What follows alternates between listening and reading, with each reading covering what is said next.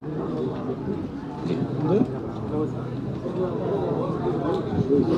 sitting down first.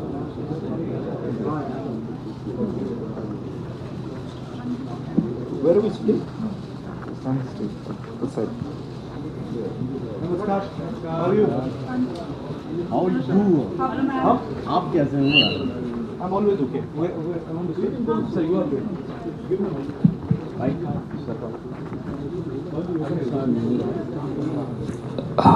साथियों, अब हम अपनी प्रेस वार्ता शुरू कर रहे हैं।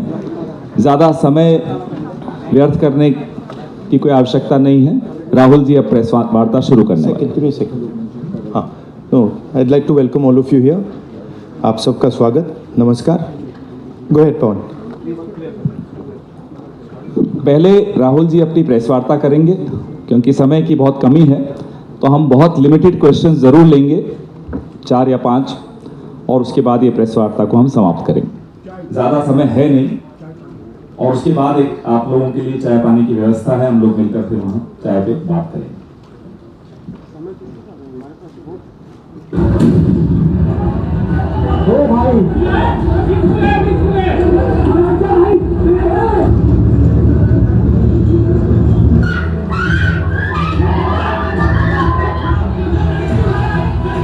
वो बेहोश पेशेंट के ऊपर चढ़ के गए, उन्हें डंडा मारा मेरी आंखों के सामने।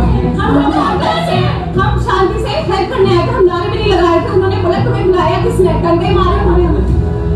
बंदूक से फायर किया गया और इसके शरीर में जो आपको दिख रहे हैं ये बंदूक के छर्रे हैं।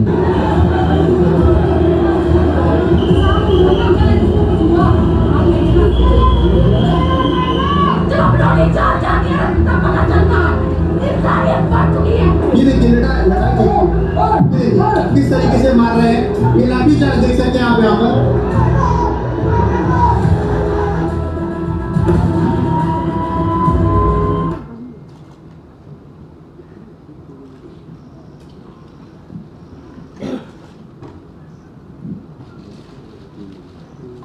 Question is, why is this happening to our students? What exactly have our students done? Thousands and thousands of students, what have they done to have security forces aiming weapons at them, to be beaten up, to be thrashed, to be humiliated? What have they done? What have they done wrong? They are protesting peacefully. They are asking for their demands. They are asking for what this country owes them. They are not doing a crime. They are simply asking that, listen, as students in this country, we deserve an education system that works. We deserve an education system that is fair, and we don't have it. Children have committed suicide. Our students go through unlimited stress. And then at the last minute they are told that the paper has leaked. So there is a legitimate problem. And it is now a very deep problem in this country. So, the thing that is very clear to everybody is saying one after the other. So, this is a completely legitimate demand. Second demand, every single person who raised a finger on our students, and it doesn't matter who he is, the people who ordered it and the people who executed it should be made accountable. And the third thing is that the man who is running this entire system, the man who is finally accountable to all this, should have the decency to apologize to the students for what has happened. These are not complicated things, these are not difficult things. This gentleman, Mr. Dharmendra Pradhan, has literally destroyed India's biggest asset. What used to be called our success, what used to be called the best thing India has, our education system, has been wiped out. And so we fully support these demands, and we fully support every single student who is on the streets. Thank you. आप कुछ सवाल जवाब हिंदी में कर दो, हिंदी में कर दो।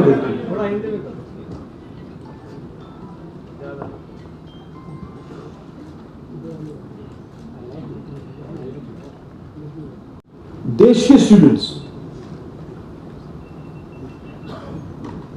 एजुटेशन कर रहे हैं, गुस्से में हैं, पीसफुल प्रोटेस्ट कर रहे हैं। इसके कारण है, पहला कारण जो हमारा एजुकेशन सिस्टम है, जो पूरी दुनिया में मशहूर हुआ करता था as a great education system, वो अब रिग्ड एजुकेशन सिस्टम है। कितना रिग्ड है वो किसी को नहीं मालूम।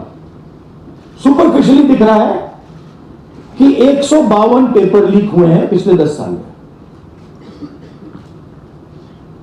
सच्चाई नहीं मालूम, क्योंकि ये 300 भी हो सकता है,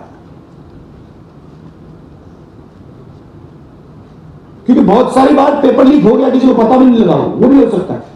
बट जो हमें मालूम है 152 152 पेपर लीक हुए। स्टूडेंट तैयारी करते हैं, मेहनत करते हैं 8-8 10-10 घंटे 3-4-5 साल के लिए, और फिर लास्ट मिनट उन्हें बताया जाता है, देखिए जिनके पास पैसा है, 40 लाख रुपए जिनके पास है, 50 लाख रुपए जिनके पास है, वो पेपर खरीद सकते हैं। आपकी ईमानदारी का, आपकी मेहनत का कोई मतलब नहीं।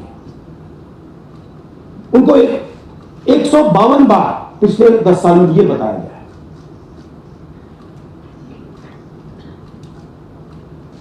$7.5 करोड़ परिवारों को, स्टूडेंट्स और परिवारों को पेपर लीक ने डैमेज किया है। और स्टूडेंट ये सवाल पूछ रहे हैं, पेपर लीक होता है,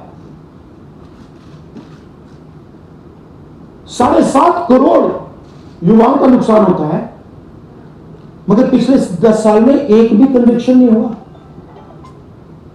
एक भी व्यक्ति का कन्विक्शन नहीं हुआ, 0। तो ये पहला कारण है। दूसरा कारण कि जो हमारा एजुकेशन सिस्टम है ये अनअफोर्डेबल है। मिडिल क्लास के लिए, गरीबों के लिए ये सिस्टम अनअफोर्डेबल है। जितना पैसा हिंदुस्तान की सरकार अपने एजुकेशन बजट में डालती है हर साल, उतना पैसा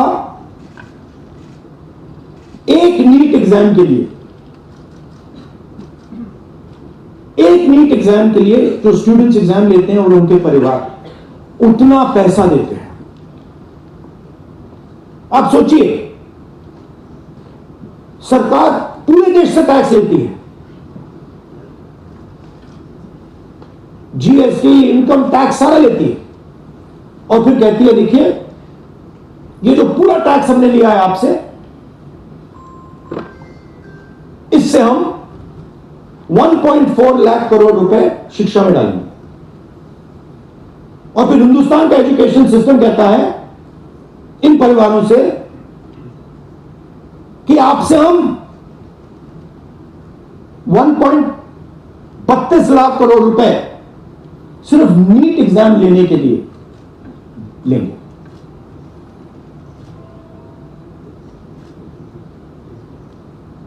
this is an insult to every single student in this country. It's an insult to every single family in this country. और ये कौन लोग हैं? ये मिडिल क्लास गरीब लोग हैं। ये अमीर लोगों का प्रॉब्लम नहीं है।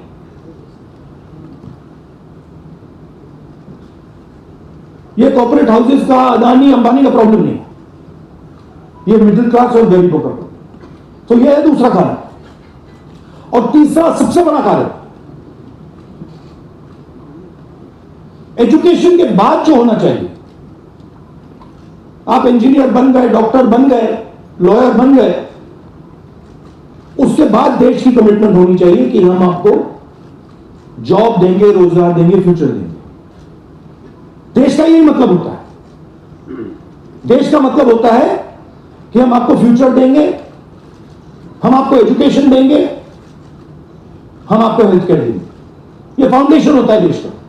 और ये देश कहता है कि नहीं, हम आपसे पैसा चोरी करेंगे, हम एजुकेशन सिस्टम को रिग करेंगे और फिर उसके बाद सारे के सारे दरवाजे हम बंद कर देंगे। एक ही दरवाजा आपके लिए खुला होगा, सरकारी नौकरी, वो भी रिग है। उसमें भी जिसकी जान पहचान है वो घुसेगा, जिसके पास 40 लाख रुपए वो घुसेगा।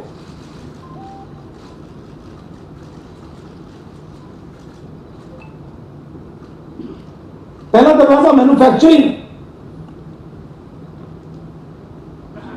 चाइना का माल कोने कोने में बिकता है। हिंदुस्तान की मैन्युफैक्चरिंग बैकबोन खत्म है, स्मॉल एंड मीडियम इंडस्ट्रीज खत्म है। पहला दरवाजा बंद। दूसरा दरवाजा एंटरप्रेन्योरशिप का। बैंक का सारा पैसा 2-3 बिजनेसेस के हाथ में जाता है।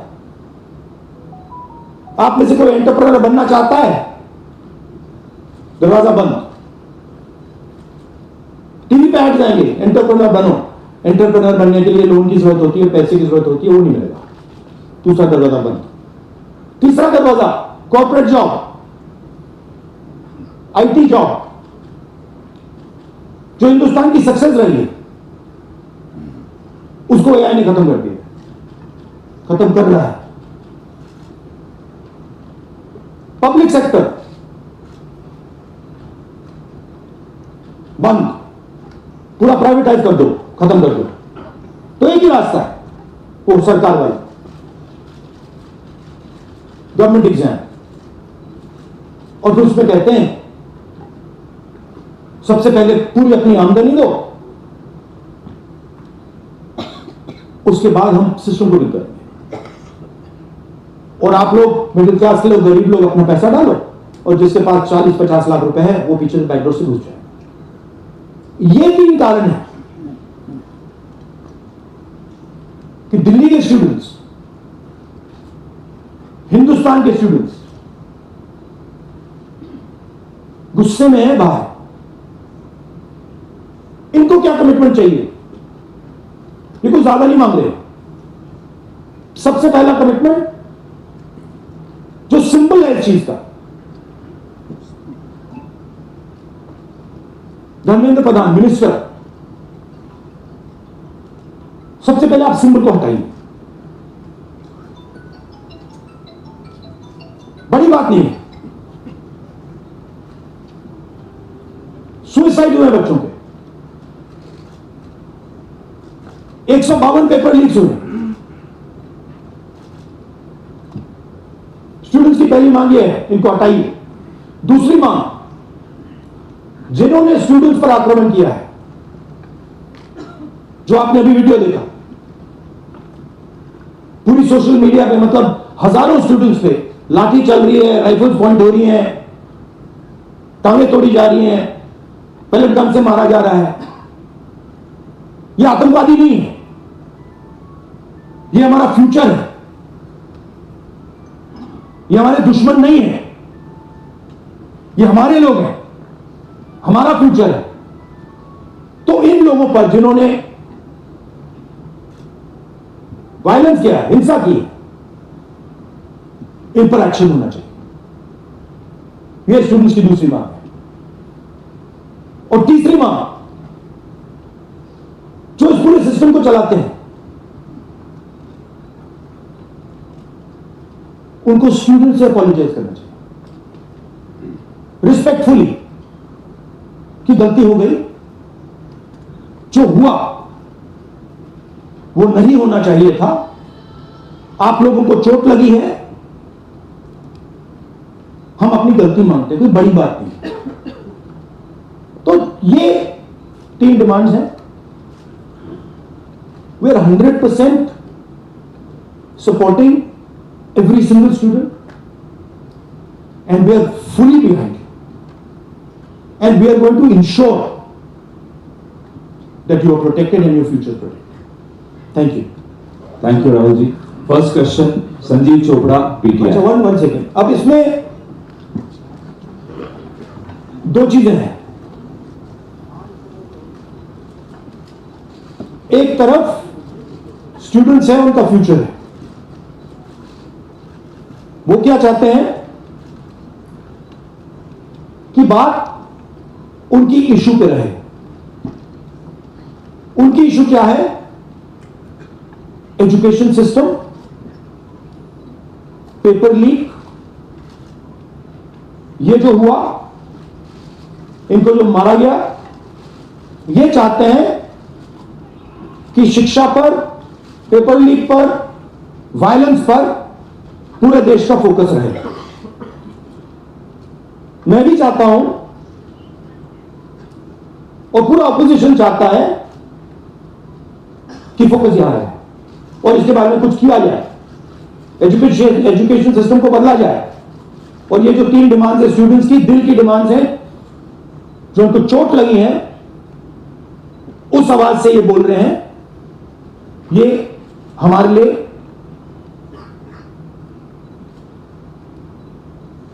बहुत जरूरी चीज है। और दूसरी तरफ क्या है?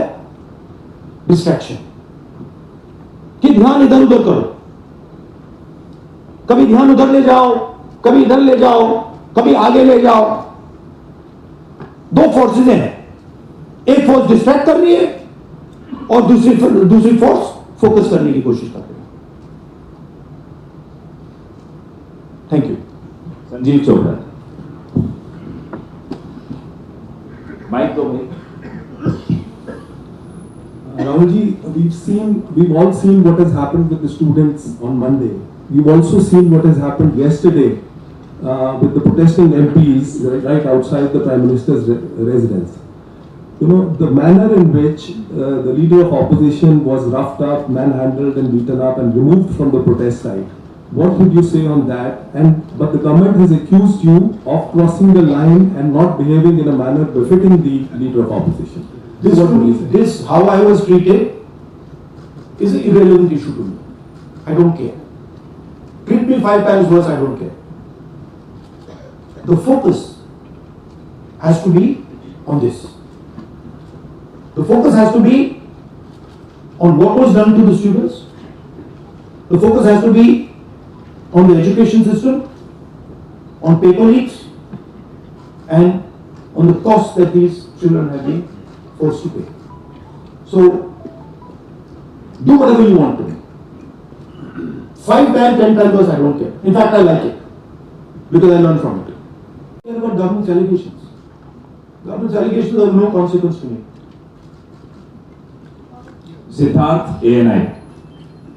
राहुल जी, मेरा सवाल आपसे ये है कि क्या धर्मेंद्र प्रधान के इस्तीफे से कोई सॉल्यूशन आपको लगता है विपक्ष को कि उससे ही निकल जाएगा? क्या होना चाहिए?